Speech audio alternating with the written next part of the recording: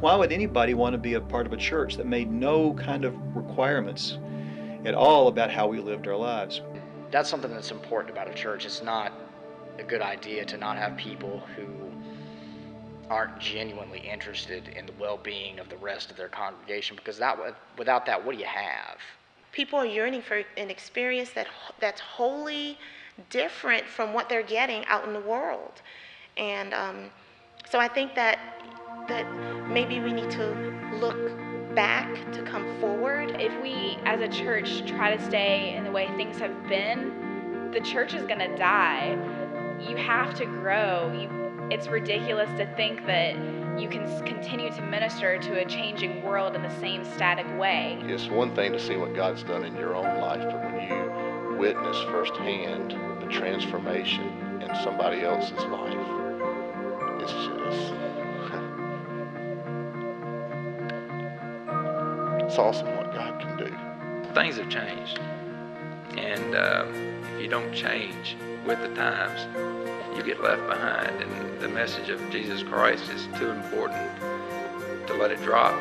And so we have to do whatever we have to do to make sure we tell as many people the story. That's why we do what we do.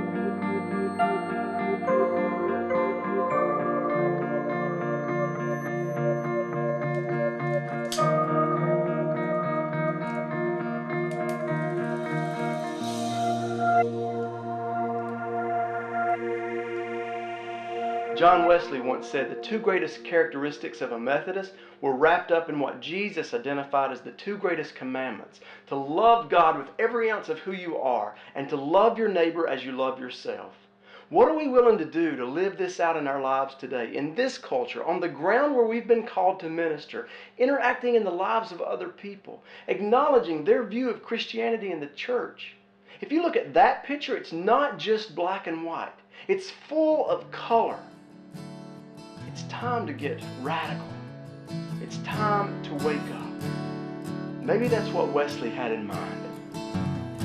You say you love me, ooh, and I believe it's true. And when you send your love to me, could you please send some mercy too? 'Cause oh Lord, you saved me once before, and come and save me again.